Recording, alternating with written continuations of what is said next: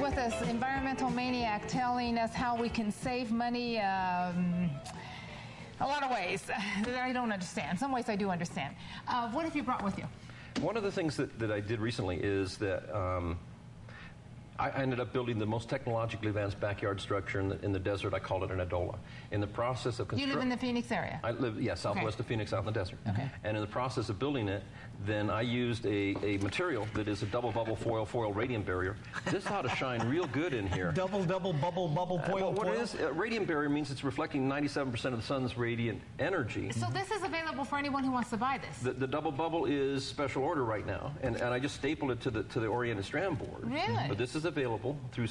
It'll be more convenient. Give me time. I'll get there. Okay. And so it cut my air conditioning bill by over 30%. Now, where did you put that, though? I put it on the rafters of the house. And so I've got a 97. There's a great picture. Okay. See, that's the radiant energy coming down through the normal roof, and with the radiant barrier, it reflects it away. Arizona has 2,400 BTUs of radiant energy per square foot versus Miami at 1,800 BTUs per square foot. So we have 40% more radiant energy. Why don't contractors do this?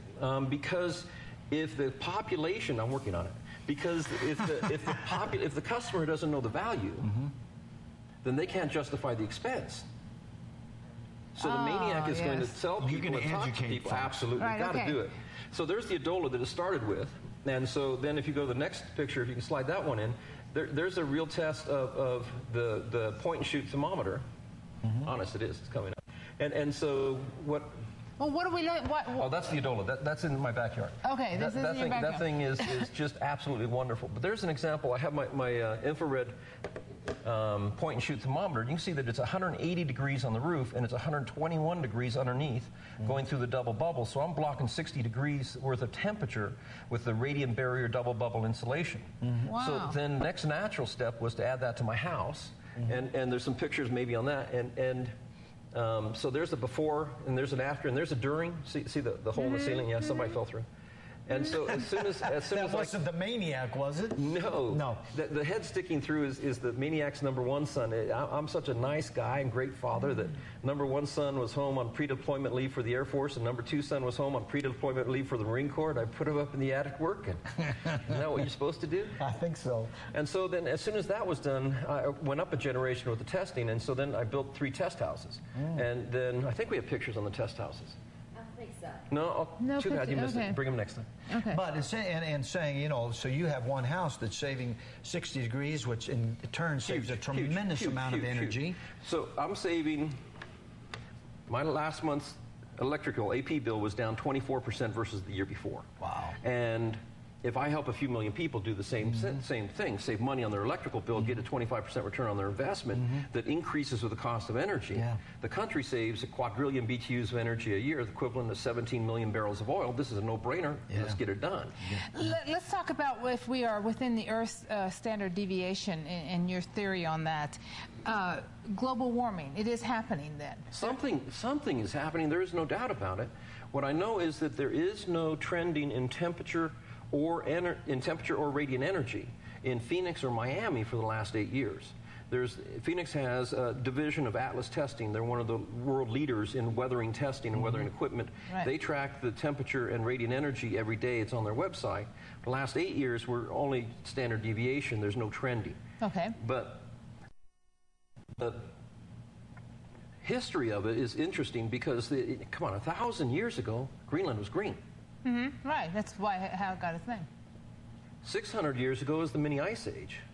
According to the United Nations IPCC report, the industrial era started in 1750. So when we remember the immortalized picture of George Washington crossing the Potomac and the frozen Potomac, well, he lived in the industrial era according to the UN report.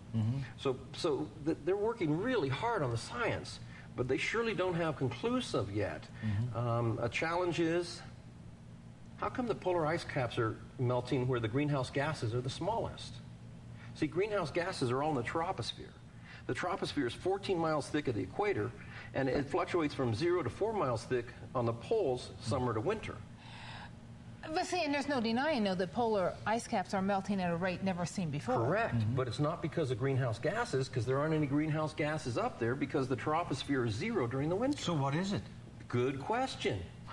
Do we have a good answer? Yes, the maniac answer. I'm at the wonderful point of analyzing everything, and I can make guesses, but no, I don't have an answer.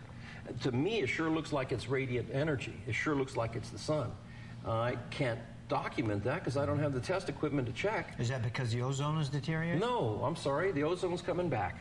The ozone's coming back. You didn't read the IPCC report. I guess not. Missed that one, Chris. Yep, missed that one. Three of the four Kyoto Treaty greenhouse gases are diminishing. Mm-hmm. 3 of the 4 Kyoto Treaty greenhouse gases are diminishing. The ozone depletion has decreased to the point where they're not quite sure, but it looks like it's coming back. And the scientists on the global warming model can't understand what's going on, and they can't understand for a lot. It's complex. Yeah. So what you're saying is we got a lot to learn. And it's exciting. And we need you back. Yeah. It will be fun, won't it? There's a lot to talk about. He's a maniac. I am the maniac. A veritable